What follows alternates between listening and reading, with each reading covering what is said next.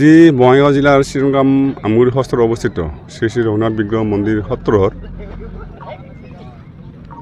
গৌৰীপুৰ ৰজাই দান দিয়া 349 বিঘা মাটি আজি 1962 চনৰ পৰাই আইনৈ গৰাখহনীয়াত মানে নদীত পৰিছিলে মাটিবিলাক।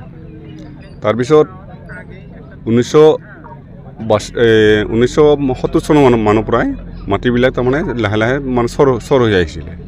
তাৰপিছৰ পৰা তেনেকৈ মানুহখিনি তাৰমানে আমি কিছু দখল কৰিছিলোঁ, যদিও পুনৰ আৰু নদী আহিলে আমাৰ 1988 চনত 98 চনত নদী আহি সম্পূৰ্ণ আৰু হেৰি কৰি খহাই লৈ যায়। তাৰপিছত 2003 চনৰ পৰা এই মাটিবিলাক সম্পূৰ্ণভাৱে ওলাই যোৱাৰ পিছত আমাৰ মানুহখিনিয়ে বিশেষকৈ মন্দিৰ সত্ৰ পৰিচালনা সমিতিৰ মানুহখিনিয়ে আচলতে প্ৰত্যেক মাটিখিনি সম্পূৰ্ণভাৱে মানে ঘূৰি ফুৰি চাইছিলে, এতিয়া মিলাব নোৱাৰিলে। তাৰপিছত আমাৰ বৰ্তমানৰ যি আমাৰ কি আছে, আমাৰ DC মহাশয় নৱদীপ পাঠক ছাৰ, তেখেতক আমি জনালোঁ কথাখিনি। জনাৰ পিছত তেখেতে মানে কাৰ্যপন্থা ল'ম বুলি ক'লে। তাৰপিছতে আমাৰ 2023 চনত আমাৰ সন্মানীয় অসমৰ মুখ্যমন্ত্ৰী ডাঙৰীয়া আমাৰ মন্দিৰ সত্ৰখন পদাৰ্পণ কৰিলে।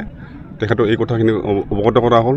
লগে লগে তেখেতে আমাৰ DC মহোদয়ক আদেশ দিলে, আৰু সেইমতে আজি এই যিটো কাৰ্যসূচী চলি আছে, আজি কাৰ্যসূচীৰ মতে এই DC মহাশয়ে মোটামুটি তেখেতে নিজে আহি ইয়াৰ মানুহখিনি কৈ গৈছে যে আপোনালোকে অলপ চাইড হওক, যিহেতু এইটো ৰঘুনাথ মন্দিৰৰ মাটি, আপোনালোকে অলপ চাইড হওক।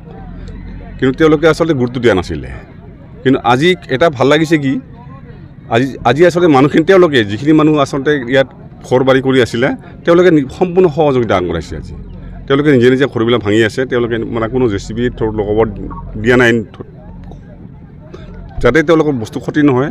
তাৰমানে তেওঁলোকে নিজে সহযোগ কৰি তাৰমানে তেওঁলোকে নিজে ঘৰবিলাক আঁতৰাই লৈ যাই আছে। কিমান বিঘা মাটি আছে? ইয়াত আছে আমাৰ 349 বিঘা 3 কঠা 7 লেচা মাটি। কিমানটা পৰিয়াল আছিল ইয়াত? পৰিয়াল আছিল তাৰমানে প্ৰশাসনৰ ফালৰ পৰা আমাৰ ৰাজস্ব কৰা বিষয়াই হেৰি কৰি লৈ গৈছিল। যেতিয়া আমাৰ মাটিখিনি জোখমাপ কৰি দিছিলে, তেতিয়া তেওঁলোকে লৈ গৈছিল 25টা ফেমিলি পৰিয়াল। তাৰপিছত আৰু 4টা পৰিয়াল ইয়াতে আৰু নতুনকৈ ঘৰ বান্ধিছিলে, মোটামুটি 29টা পৰিয়াল। আৰু আছে নেকি আৰু আমাৰ মন্দিৰত বেদখল নাই, আৰু এইখিনি আছিলে। বেদখলমুক্ত হৈ আছে। এই ক্ষেত্ৰত ৰাজ্য চৰকাৰক কিবা ক'ব?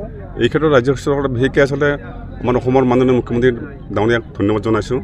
তেখেতৰ সুস্বাস্থ্যৰ দীৰ্ঘায়ু কামনা কৰিছোঁ। এইখিনিয়ে ক'ব। ধন্যবাদ।